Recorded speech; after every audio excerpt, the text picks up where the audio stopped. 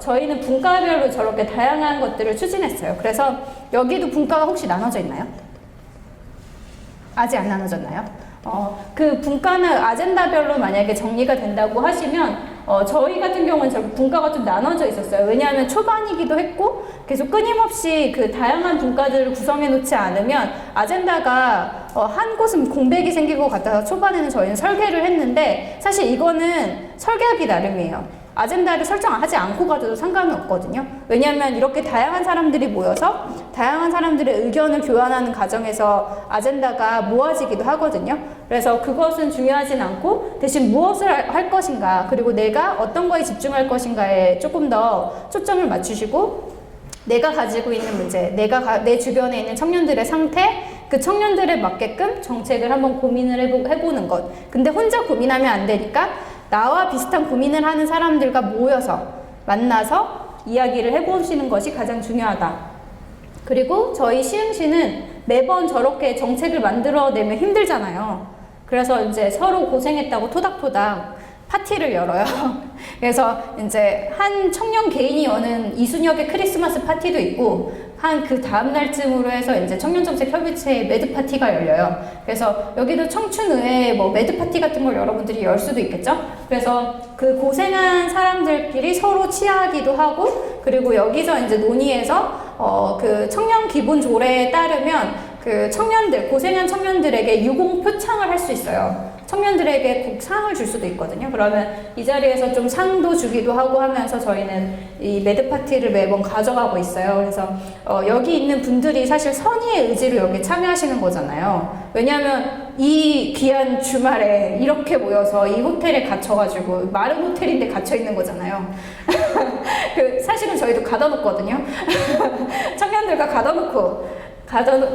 스스로 가두기도 하고 뭐 자의반 타의반으로 갖춰지기도 하고 그래서 이제 정책을 만드는데 이 정책을 만드는 파트너로 참여하는 여러분들이 제일 재밌고 기쁘게 참여해야 한다. 그래서 너무 어렵고 너무 힘들게 생각하시면 안 된다라는 말씀을 드리고 싶고요. 제가 또 너무 이제 특별한 서울시만 바라보는 것 같아서 특별한 서울시 말고도 작은 군 단위에서도 청년들이 직접 참여해서 그 지역사회를 바꾸기도 한다라는 것들을 좀 말씀드리고 싶어서 사례를 들고 왔는데요.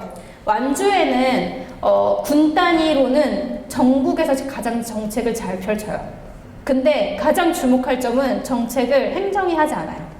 그래서 완주군청에 가서 청년 정책을 담당하는 사람들을 인터뷰를 직접 해보시면 신기한 현상이 그러면 청년 정책 어떻게 추진할 거예요? 무엇을 어떻게 추진할 거예요? 물어보면 청년들한테 물어봐야 합니다라고 얘기해요.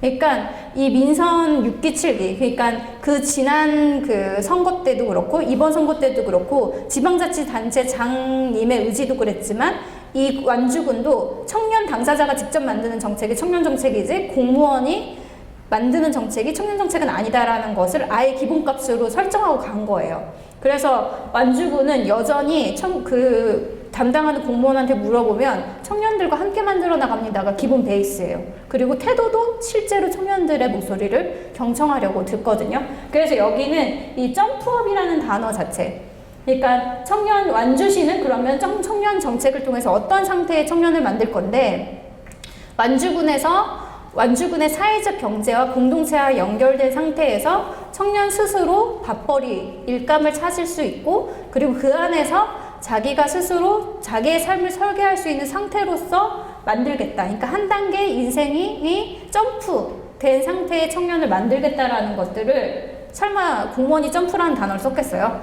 이 점프라는 것도 청년이 직접적으로 설계하고 그 제안한 내용들이거든요. 그래서 그 점프라는 것 안에 일하고 머물고 그리고 거기에서 살고 어울리는 그런 모든 정책들을 이제 청년들이 직접 하나씩 만들어 나가기 시작해요. 그래서 완주군은 되게 천천히 그리고 되게 꼼꼼하게 정책을 만든 사례라서 여러분들이 완주군의 청년 정책이나 사업을 찾아보셔도 참 도움이 많이 되실 거예요. 그래서 완주는 귀농귀촌한 청년들이 많아서 그 귀농귀촌한 청년들을 중심으로 해서 저렇게 청년 목소리를 듣는 자리를 많이 만들어요. 이렇게 춘천시처럼 대규모로 청년 의원님들을 모셔서 청춘의회를 만들기도 하지만 작게 위원회나 협의체나 아니면 이장단 모임 같은 것들을 만들어서 여기는 이장단 모임이 있어요. 청년 이장단. 그래서 그 이장단들이 동네별로 모여가지고 모임을 하거든요. 그래서 그 소규모 모임을 통해서 정책이 제안한 것들을 실제로 여기도 주민참여 예산에 예산을 반영하고 실제로 정책을 추진을 하죠. 특이하게 우리가 주목해서 볼만한 건 뭐냐면 청년 정책 아카데미, 청년 지역 활동가 지원, 그리고 군 단위의 위원회에 청년을 할당을 해서 참여에 대한 실질적인 보장을 해줄 뿐만 아니라 여기에 있는 청년들이 스스로 정책적 역량을 더 강화하고 싶다라고 하면 아카데미를 열어서 청년들의 정책적 역량을 강화시켜줘요. 그래서 올해만 하더라도 코로나가 터지기 이전에 1월에도 탐방을 갔다 왔고요. 남해도 다녀오고 남해에 어떤 청년이 집 짓기 프로젝트를 한다더라. 꼬부기 하우스 프로젝트를 하거든요. 그럼 남해에 그 집 짓기 프로젝트를 하는 유지양 대표와 그 현장을 가요.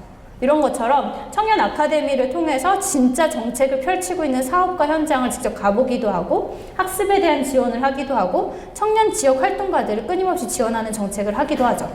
그래서 청년 활동가들한테는 활동비도 주고요. 그리고 그런 청년들이 프로젝트나 아니면 모임 같은 걸 할 수 있는 비용을 지급해 주기도 하죠.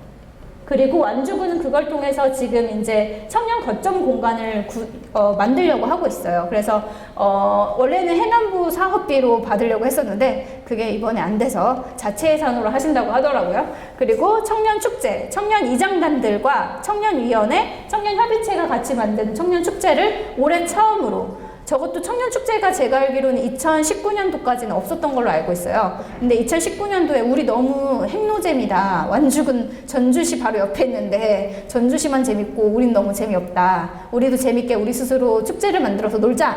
이렇게 해가지고 청년축제를 직접 만들 것을 제안해서 예산이 반영이 돼서 올해 청년들이 직접 만드는 청년축제를 추진합니다.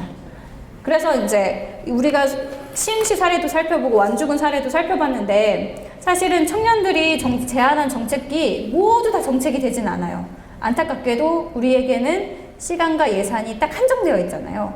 그래서 이게 그래도 청춘 그 의회는 잘 설계됐다고 저는 말씀드릴 수 있는 게 이게 실제로 예산이 반영되기 전인 지금 6월, 7월, 8월 안에 논의 과정을 거친 것들이 제안이 돼야 실제로는 9월 정도에는 모든 계획이 다 수립이 돼서 그것들이 이제 연말에 바로 의회에 넘겨지게 되거든요. 근데 그 시기를 타지 않으면 사실은 의회 예산 시즌에 이 제안이 가지 않으면 이게 무기한 연기가 될 수 있어요. 근데 아예 춘천시의 전략은 의회를 열어서 의회 회기 기간과 맞춰서 운영한다는 점에서 여러분들의 제안이 그냥 허공에 맴돌지는 않을 것이다. 그렇기 때문에 제안을 다양하게 해주실 필요가 있다라는 말씀을 드리고 싶고, 그럼 우리는 어떤 단계에 있냐라고 했을 때 정책 과정의 일반적인 과정은 저렇게 구성되어 있거든요.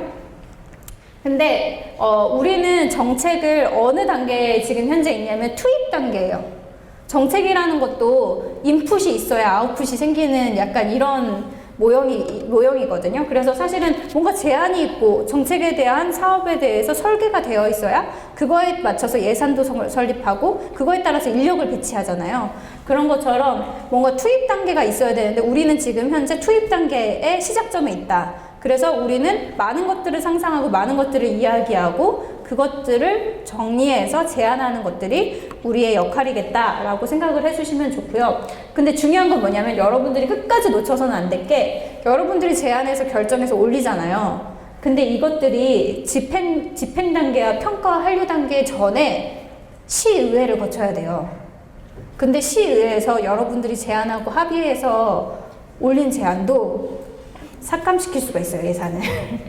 그렇기 때문에 이 그 의회 기간이 끝나더라도 여러분들이 전 한 번쯤은 경험해 보셨으면 좋겠는 게 의회 회기 기간 동안에 한번 방청해 보시는 것도 청년이 보통 들어가면 의원님들이 긴장하시거든요. 그리고 보통은 그러니까 서울특별시 같은 경우가 아니고서는 지역의 의회는 되게 작아요. 그래서 이렇게 앞면이 다 이렇게 인식이 되거든요. 아주 디테일하게. 그래서 한번 참관을 하시면 청년이 보는 앞에서 청년 예산을 쉽게 깎지 못할 거다. 그래서 좀 예산을 실제로 심의하는 과정도 보시고 집행하는 과정에도 여러분들이 관심을 가져주셨으면 좋겠다. 그리고 저 집행하는 단계가 되게 중요한 것 중에 하나가 뭐냐면 여러분들이 잘 설계하고 디테일하게 이렇게 전달했으면 좋겠어요. 청년에 맞게끔 홍보도 이렇게 했으면 좋겠고 막 이래서 디테일하게 다 잡아서 줬는데 공무원이 그렇게 안 해요. 그러면은 실제로 여러분들이 생각했던 것처럼 정책 효과가 나지 않을 수도 있거든요. 그래서 그런 부분에서 좀 여러분들이 끝까지 끈질기게 끝날 때까지 끝난 게 아니다 이런 생각으로 지켜봐 주셔야 된다는 거. 그래서 거버넌스는 저희가 그 활동가들끼리 계속 얘기하는 게 뭐냐면 건강해야지 한다. 그래서 저희들끼리 그 약간 청년 마음약방 뭐 이런 거 운영하는 친구들 중에 되게 뭐랄까 시중에 있는 그런 약국보다도 약을 잘 처방하는 친구가 있거든요. 모든 영양제를 그 활동가에 맞춰서 제조해줘요. 그래서 오랫동안 활동한 친구들 같은 경우에는 건강해야지 거버넌스 오래 한다 이런 얘기가 있고요. 그리고 이제 앞으로 우리는 이런 일정을 거치게 되는데 사실 6월, 7월이 피크다. 왜냐하면 사업계획서를 부서에서 보통 늦는 데는 8, 9월에 작성하기도 하고 더 늦는 데는 10월에 작성하기도 하는데 보통은 이 딱 상반기, 하반기를 구분짓는 6, 7월부터 고민하기 시작해서 내년도 사업계획서를 수립하거든요. 그래서 여러분들이 공무원들이 사업계획서를 수립하기 이전에 정책을 만들어서 전달해야 된다라는 거고요. 대부분 이런 일정을 거친다라는 것 정도는 알고 계셔야 어느 지점에서 우리가 만든 예산이 공무원에게 전달되고 그 부서에서 검토 과정을 끝나고 그 다음에 의회로 가는구나. 그래서 의회 심의 과정을 거치고 나서 내년도에 예산이 편성되면 1월부터 바로 편성이 돼서 집행할 수 있구나. 그러면 그 부서의 준비 상태에 따라 1월에 바로 집행하기도 하고요. 바로 집행하지 못하기도 합니다. 그래서 그런 부분에 대해서 좀 잘 알고 계시면 좋을 것 같고요. 그리고 오늘 사실은 1박 2일로 펼쳐지는 과정 중에 되게 압축적으로 저는 진행하는 걸로 알고 있어요. 근데 그런 만큼 모여서 다양한 의견을 나누고 그리고 소통하는 게 가장 중요하고 아까 말한 것처럼 정책 이틀막 비틀막 합치면 안 되고 나의 이야기에서부터 먼저 시작하는 것이 가장 좋은 정책이다. 왜냐하면 청년들에게 대표성 요구를 하거든요. 근데 우리가 춘천시 청년들을 다 대변한다라고 볼 수는 없잖아요. 하지만 여성 정책을 논하는 자리에 남성이 와서 정책을 논의하진 않죠. 그런 것처럼 청년 정책 당사자 한 명 한 명이 가지고 있는 힘은 되게 막강하고요. 그 한 명 한 명의 다양한 삶들을 사실은 행정은 청년을 잘 알지 못하기 때문에 여러분들을 파트너로 모신 거거든요. 그렇기 때문에 여러분들의 상황과 주변 친구들의 상황들을 이 자리에서 공유해주고 해결하고자 하는 것이 가장 기반이 된다라는 것을 강조해드리고 싶고, 그리고 이제 정책 제안 팁인데요. 요 마지막에 툴은 한번 정책을 만드시는 과정에서 검토해 보시면 좋아요. 내가 대상화하고자 하는 대상이 누구인지를 명확하게 해야지 사실은 예산 산출부터 시작해가지고 그 목적에 맞게끔 정책이 설계될 수 있고요. 근데 문제는 요즘에 중앙정부나 지방정부, 광역정부 막 모든 정부에서 다 청년 정책을 한단 말이에요. 중복된 정책을 할 수도 있거든요. 그래서 그 정책이 중앙에서 하는 건지 아니면 광역에서 하는 건지 아니면 우리 춘천시에서 하는 건지 아니면 우리 춘천시 예산의 규모 안에서 우리가 할 수 있는 건지를 검토해 보셔야 돼요. 그리고 정책은 재밌는 게 예산을 동반하기도 하지만 예산을 동반하지 않기도 해요. 뭐냐면 예를 들면은 공공기관의 노동환경 준수를 위해서 그 청년 노동자들의 노동환경 여건 개선을 위해서 최대한 노력을 해야 하며 주휴수당이라든지 아니면은 뭐 생리휴가라든지 이런 부분들에 대한 적극 도입이 필요하다라고 하는 건 방침 서류 하나만 내리면 되거든요. 이런 것처럼 약간 문화를 바꾸는 것 같은 경우 특히나 공공시설이나 이런 데에 있어서의 그 기준점을 바꾸는 거는 예산이 안 들어가는 비예산 사업이기도 해요. 그리고 혹은 어떤 캠페인 같은 경우에는 기존에 성립된 예산에 여러분들이 그냥 그 주제만 바꿔서 시행해야 되는 사업인 경우도 있거든요. 그래서 정책이라는 거는 프로그램일 수도 있고 프로젝트일 수도 있고 캠페인일 수도 있고 하나의 방침을 떨어뜨리는 기준선을 제안하는 거일 수도 있거든요. 그래서 그런 거에 따라서 정책은 되게 다양할 수 있기 때문에 꼭 예산만 수립돼야지 정책이다 이런 거는 아니다라는 거를 좀 알아두시면 좋을 것 같고요. 그리고 이제 요것도 중요해요. 5번. 그 해결책 시행을 위해서 정책 수단이 어떤 게 필요하냐. 만약에 이제 추진하려고 하는데 법이 필요한 걸 수도 있어요. 예를 들면 뭐 공간 같은 게 생겼는데 그 공간을 청년들한테 뭐 위탁을 줬으면 좋겠다라고 하면 위탁과 관련된 조례나 법이 있어야 되거든요.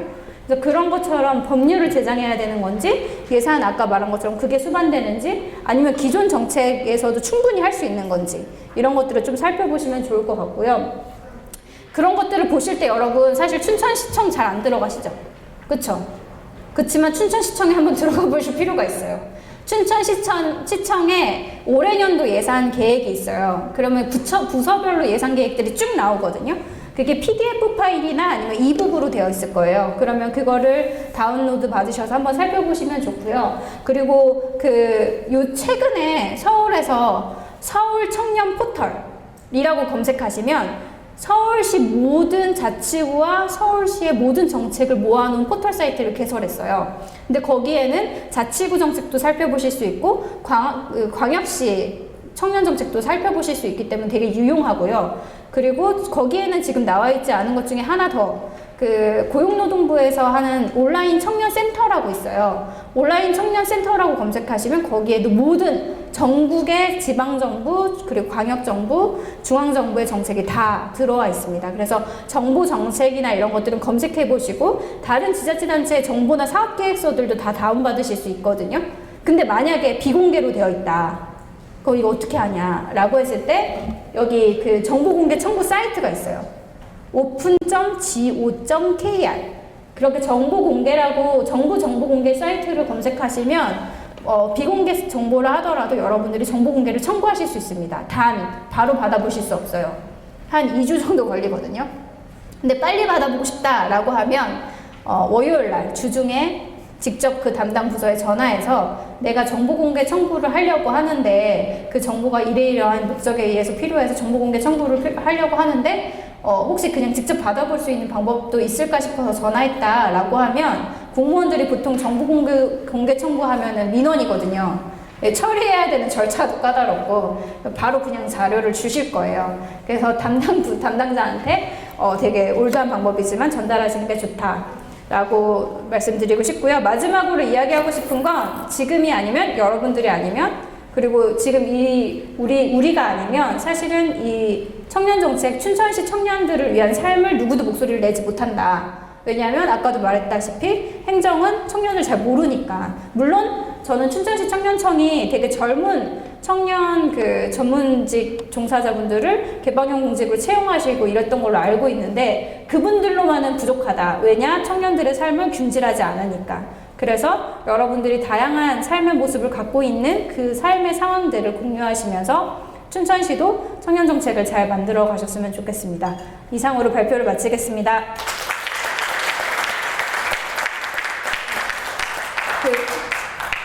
혹시 되게 빠르게 속도전으로 쉬지도 않고 이렇게 쭉 설명을 이어나갔는데요. 혹시 궁금하신 점 있으신 게 있으실까요?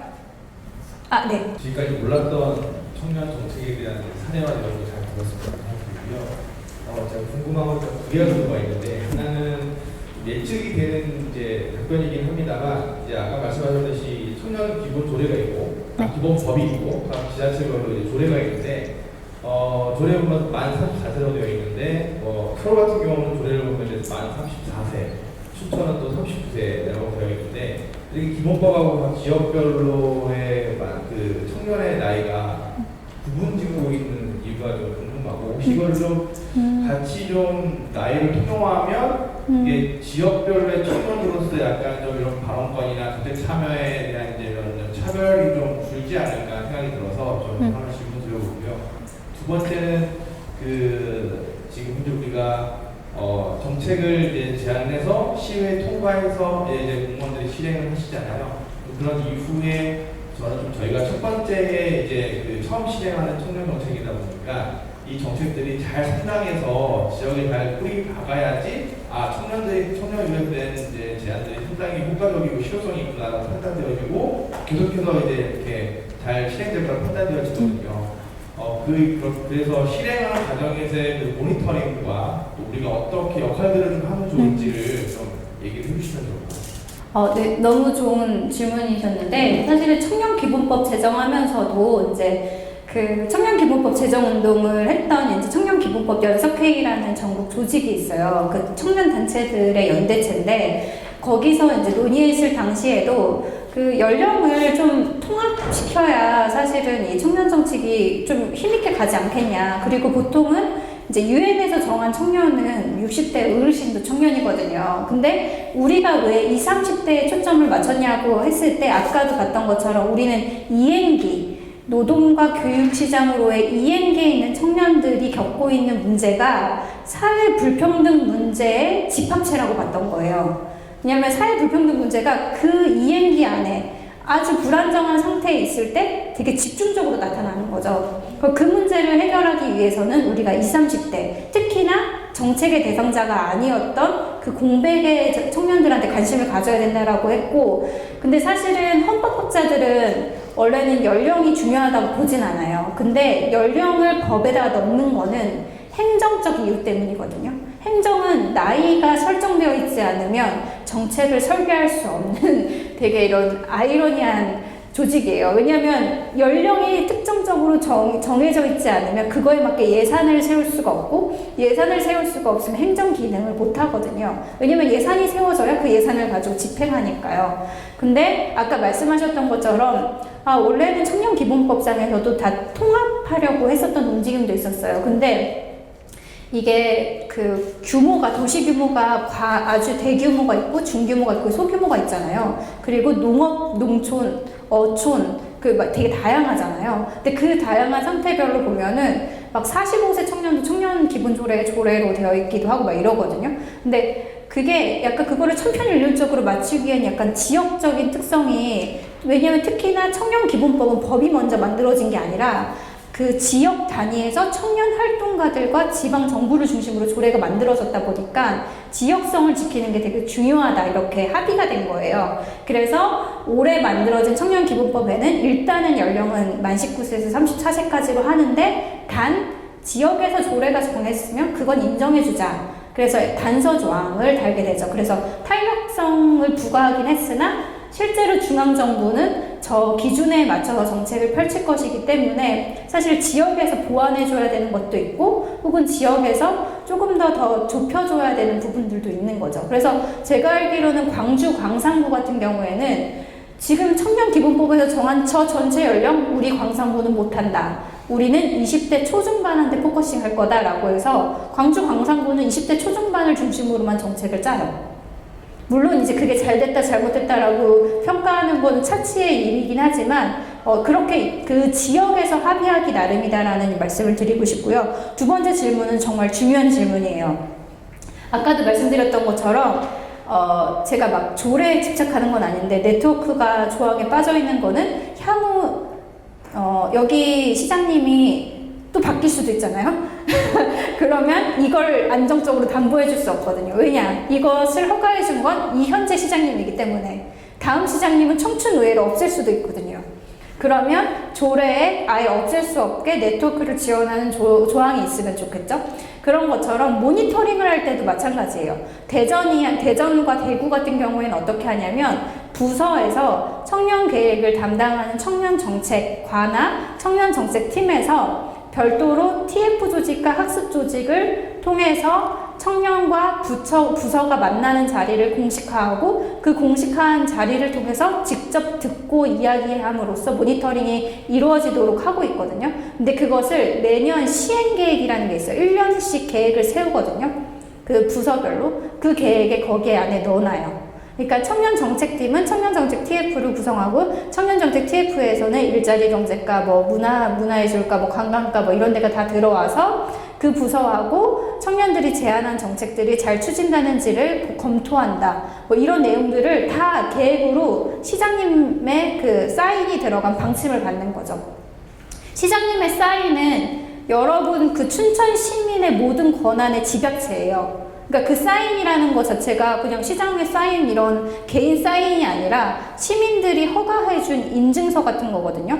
그래서 계획서 방침 안에 여러분들의 모니터링 기능도 사실은 들어갈 수 있도록 아예 방침을 받아두는 게 좋고, 또 모니터링을 잘 하려면 사실은 모니터링에도 여러 가지 학습도 필요하기도 하고, 모니터링 하려면 간담회도 만들어야 되고, 또 그 간담회를 통해서 뭐 또 실제로는 실태 조사를 하기 위해서는 현장 조사도 하는 경우도 있어요. 그래서 그거에 대한 약간의 예산도 확보를 하시는 게 좋다. 그래서 여기 만약에 사회 참여나 참여에 대한 부분을 제안을 하실 때 아까 질문 주신 분의 의견을 좀 제안을 하셔서 그 모니터링 하는 것도 내년도에는 예산이 거버넌스 예산 안에 편성이 되도록 하는 것도 하나의 기술적인 방법이기도 합니다. 실제로 서울시는 네트워크 구성 및 운영에 대한 계획에 관련된 예산과 그리고 사업 내용들이 들어가 있어요. 그리고 서울시는 그 청년 자율 예산제에도 부서 간의 협의 조정 기능 자체를 넣어놔서 모니터링이 직접적으로 부서를 직접 운영하는 담당자랑 청년이 만나서 대화를 나눌 수 있도록 공식화 시켜놓고 있죠. 그래서 뭐든지 이렇게 좋은 사람이 모든 걸 바꿀 수 없다고 했잖아요. 그래서 좋은 구조를 여러분들이 합의에 의해서 공식화 시켜놓는 것이 가장 좋다. 물론 한 번 공식화 시켜놓으면 없애기 어렵기 때문에 공식화 시켜놓기까지의 고민은 좀 이제 진중해 하셔야지 되겠죠. 그렇지만 되도록이면 이런 구조화된 대화를 공식적으로 할 수 있고 모니터링 할 수 있는 건 공식적으로 방침을 받아두시는 것이 가장 좋다라는 이야기를 드리고 싶습니다. 혹시 또 다른 질문이 있을까요? 네. 청년 정책 조례 기본적인 내용을 잘 설명을 해주셔서 잘 들었다는 말씀 먼저 드리고요. 제가 두 가지 질문이 있는데 이건 청년청 직원분한테 질문도 드려야 될지 모르겠어요. 네네. 한번 들어주시고 이게 지금 맨 마지막 슬라이드에서 다섯 번째 맨 마지막 슬라이드에서 다섯 번째 이게 정책 예산 수립 일정이라고 되어 있거든요. 네. 이 책으로 보시면 40페이지인데 네네. 이 지금 스케줄이 모든 지자체에 동일하게 적용되는 스케줄인지가 일단 먼저 궁금하고요. 아, 이게 춘천시에도 적용되는 스케줄인지 아니면 네네. 시흥시에서 네네. 일단 그거 먼저 질문드립니다. 아, 이거는 기본적으로 광역 기준이에요. 그래서 아마 강원도나 서울시 같은 경우는 보통은 이렇게 일정이 잡혀 있을 거고, 여러분 춘천시를 확인해 보시려면 춘천시 의회 사이트가 있어요. 거기 들어가면은 의회 일정표, 연간 일정표가 나오거든요. 그럼 의회 연간 일정표를 다운로드 받으시면은 실제로 의회가 부서 그 사업을 검토하고 예산을 심의하고 그 예산들이 의결이 되면 집행되는 그 전 일정을 볼 수 있거든요. 아니면 춘천시 혹시 주민참여 예산과 관련된 그 부서가 이런 일정표를 갖고 있어요. 그래서 그런 것들은 여기 혹시 청년청에서 확보해 주실 수 있으면 거기에는 구체적으로 일자도 나와 있어요. 언제부터 언제가 의회 회기 기간이고 언제까지 시행한다. 그래서 그건 참고하시면 좋을 것 같아요. 네. 네, 그러면 두 번째 질문을 드리고 싶은데 이거 청년청 분한테 말씀을 드릴게요. 저희가 그 첫 번째 세션에서 설명을 해주시기를 정책 수립이 9월부터 12월까지 되어있는데 저희가 원래 정책을 수립을 하면 저희가 발의하고 집행하는 게 대략 한 번에 바로 통과되지는 않겠지만 수립을 했을 때 그게 집행되는 게 언제쯤 가능한지 여쭤보고 싶어요. 저희가 처음이다 보니까 집행되는 기간은 아직 미정인데 일단 9월에 저희가 의회가 열리면은 그때 제안되어서 추후에 좀 진행이 될 수 있게끔 하려고 생각은 하고 있고요. 아직 정확한 기간은 정해져 있지 않아서 최대한 빠르게 제안한 내용을 저희가 실현할 수 있게끔 노력하겠습니다. 만약에 제안을 해주시면 이 청년청에서는 이걸 수합해서 관련 부서한테 또 뿌릴 거예요. 왜냐하면 이 청년청이라는 데서 모든 사업을 집행할 수가 없거든요. 그럼 부서에서 검토를 부정적으로 할 수도 있고, 우리는 내년엔 못해. 하지만 이거는 되게 중요한 것 같아서 검토해 볼래. 혹은 이거랑 관련해서는 뭔가 연구가 필요한 것 같아서 연구해 볼래. 라고 하는 경우에는 바로 예산이 수립되지 않고 그 다음 연도에 뭐 연구 설계 기간을 갖는다든지 아니면 관련해서 부서에서 장기 검토 과제로 가져가는 경우에는 뭐 진짜 무기한 기다리면 3년, 5년도 걸릴 수도 있고요. 근데 부서에서 적극 검토해서 적극 이건 반영할래. 우리 내년도 예산에 반영할 거야. 라고 결정을 한 것을 확인하게 되면 그것은 보통 그 해년도 본예산을 심의하는 일정의 심의를 하게 돼요. 그러면 보통은 2021년 예산을 2020년도에 검토를 하거든요. 그러면 그 해년도 말까지 이게 검토가 끝나고 나면 그 다음 연도에는 진행을 할 수 있는데 여기서 이제 또 퀘스천 마크가 하나 있는 건 뭐냐면 예산이 본 예산도 되고 예산도 의회에서 땅땅땅 두들겨서 통과가 되었어도 그 다음 연도 1월에 집행이 되느냐? 아까도 말씀드렸다시피 그 부서가 준비가 안 되어 있으면 1월에 예산이 분명히 있어도 부서가 집행을 할 수가 없어요. 그래서 아까도 말씀드렸다시피 그 전에 그 질문 주셨던 분의 그 역할이 중요한 게 모니터링은 그 정책이 만들어지고 이후에 막 모니터링 하는 거라고 생각하시는데 그게 아니에요. 모니터링은 여러분들이 제안하고 실제로 사업이 시작하기 전부터 부서랑 논의하실 수 있어요. 그래서 부서랑 같이 테이블을 만들어서 정책이 이렇게 설계됐으면 좋겠고 이 정책은 1, 2월에 설계해서 3월에는 모집했으면 좋겠고 3월에 모집했을 때 실질적으로 홍보 방법은 이런 방법을 썼으면 좋겠고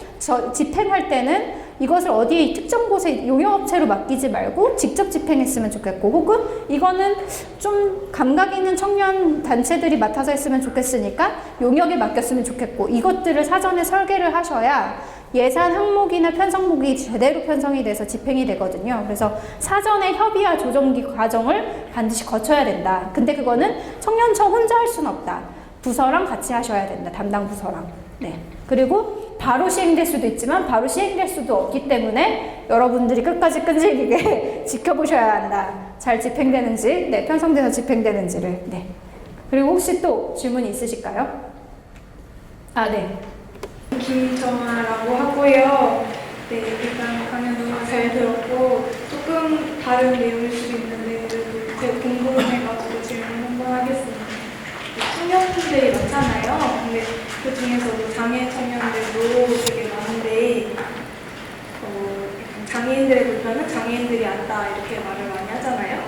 그래서 다른 사람들이 장애인에 대한 정책을 수립하고 시행을 하더라도 그들이 진짜 원하는 방향일지 또는 올바른 방향일지는 장애인들의 목소리를 들어보기 전에는 모르는 거라고 생각을 해요. 그래서 이러한 청춘의회나 진짜로 이렇게 청년들이 직접 참여해서 정책을 만드는 활동에 장애 청년들도 많이 참여를 해가지고 본인들에게 실제로 필요한 점들과 권리들 꼭 챙겨갔으면 좋겠다고 생각을 하고 있거든요. 근데 그들이 평소에 겪는 불편함들은 매우 많지만 제 주변만 봤을 때는 막 직접 소리 내기를 위해서 참여를 하는 친구들은 많지는 않았어요. 그래서 그러다 보니까 청년 정책 관련 활동에서는 장애 인권과 관련된 언급은 거의 나오지 않는다고 생각을 해요. 그래서 이런 장애 청년들의 참여를 이끌 수 있는 방법이 있을지가 궁금해가지고 네, 질문을 드립니다. 저희 시흥시도 약간 이제 다양한 청년들이 있는데 사실 참여하는 청년은 제한적일 수밖에 없거든요. 그리고 언제 모집해서 언제 이 의회가 개최되느냐, 거버넌스가 언제 작동되느냐에 따라서도 그리고 또 정보의 접근성에 있어서도 청년마다 다 다른데 저희 시흥시는 가까이 있는 청년부터 먼저 보자 약간 이런 주의였기 때문에 시청사 내에 카페에 장애인을 고용을 했었거든요. 장애 청년을. 그래서 저희는 그 청년 정책 저희는 시민평의회라고 해요. 저희 시흥시는 의회라고 안 부르고 어차피 우리가 의회를 진짜 여는 것도 아니잖아 막 약간 이래가지고 누구 지금 흉내낸 거예요 사실. 저희 지역에 있는 청년이 막 그러면서 화내면서 우리는 어차피 의원도 아닌데 의회 열어봤자야 막 이래가지고 그럼 뭘 했으면 좋겠어 이랬더니 시민들이 여는 평의회를 열어달라 이러더니 그것도 그게 그거 같은데 라고 했지만 아무튼 그걸 열었어요. 그래서 2017년도, 18년도에 이렇게 개최할 때도 아까 말씀하셨던 것처럼 저희는 일부러 할당을 했어요.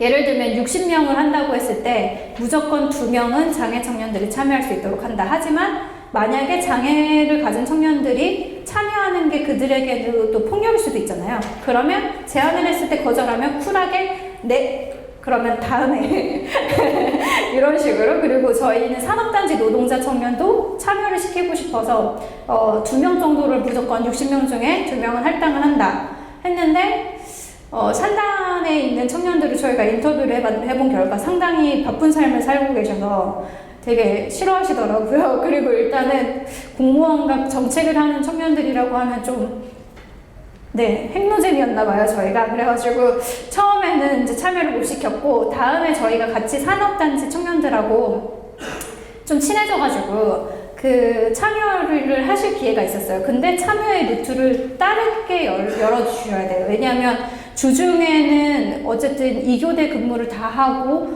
주말에 토요일 날은 하루 쉬셔야 되고 뭐 일요일 날 저녁 잠깐 시간 내실 수 있기 때문에 이런 자리에 못 오시거든요. 그러니까 그런 이제 참여를 고민을 하실 때 할당을 하시는 것도 하나의 방법이고, 광주시는 그래서 청년 할당제를 도입할 때 이제 장애인이나 아니면 다문화나 그리고 이제 그 결혼한 여성이나 뭐 이런 것과 관련해서는 별도로 할당을 둬서 도입을 한 케이스가 있고요. 시흥시처럼 이렇게 그냥 내부적 논의 안에서도 그 비율 자체를 조정해서 다음에 청춘회 열 때는 무조건 할당을 할 수 있는 거죠. 단 그 대상자가 참여를 원하지 않는 경우에는 이제 어쩔 수 없는 거다. 하지만 되도록이면 그 대상자에 해당하는 층위에게 다양하게 물어볼 수 있도록, 저희도 처음에 시청 청사 내 밑에 있는 카페에 있는 그 장애 청년들한테 먼저 물어봤지만 향후에는 지역사회는 장애인 복지관도 있고요, 장애인 관련된 협의체 민간단체도 있고요, 그리고 장애인과 관련된 그 학부모 모임도 있고요, 막 여러 가지 조직들이 지역사회에 존재하거든요. 그러면 이걸 개최할 때 공문을 같이 뿌리는 거죠. 그래서 참여의 기회는 항상 열어둘 수 있는 것도 하나의 방법일 수 있다. 근데 그건 역시도 이렇게 제안을 해주시지 않으면 반영이 안 된다. 그래서 이번 의회 때 그런 그 어쨌든 우리 지역에서 소수의 목소리긴 하지만 참여할 수 있는 방법들을 강구해서 반영을 해줬으면 좋겠다라는 거를, 할당제를 제안하시든 아니면 다른 방법을 제안하시든 그것들을 좀 논의하셔서 위로 올리시는 필요가 있죠. 이거는 사실은 비예산으로도 가능한 거잖아요. 근데 예산이 들기도 해요. 왜냐하면 그분들을 찾아가거나 아니면 그분들을 발굴하는 것도 일정 정도 비용이 필요할 수도 있거든요. 그래서 그런 것들은 잘 판단하셔서 참여의 구조를 만드시는 건 되게 중요합니다. 되게 중요한 포인트를 짚어주셔서 감사하고요. 또 혹시 질문이 있으실까요?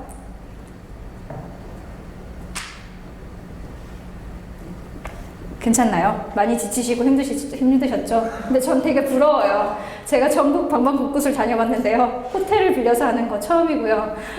지금 심지어 춥기까지 안 해요. 그쵸? 근데 되게 부럽고, 사실은 서울시 청년의회를 준비하는 팀들은 코로나 때문에 지금 거의 온라인으로 이제 잡아가고 있거든요. 온라인으로 이제 소통하는 것들을. 근데 여러분들은 이렇게 귀한 시간, 귀한 만남, 이 춘천이라는 좋은 장소, 좋은 공간에서 하고 계신 만큼 좀 뜨거운 열정을 가지고 해주셨으면 좋겠고요. 이런 말 하긴 뭐하지만 그 정책을 만드는 그 과정에서 그 나의 삶과 내 주변의 삶의 변화가 시작된다라는 거, 그리고 또 한 가지, 이게 꼭 내게 꼭 실현이 되지 않더라도 여기서 합의하고 논의한 그 과정 안에서 여러분들이 관계 맺고 논의했던 과정은 절대 삭제되지 않거든요. 여러분 인생에서 1대 청년 의원이잖아요. 그래서 이것에 참여했다라는 그런 자부심을 갖고 저는 좀 즐기셨으면 좋겠고요. 그리고 이렇게 많은 청년을 이 춘천시라는 공간에서 만나기 되게 어려워요. 그래서 주변에 있는 참여하시는 분들하고 좋은 관계를 남기시길 바랍니다. 네, 감사합니다.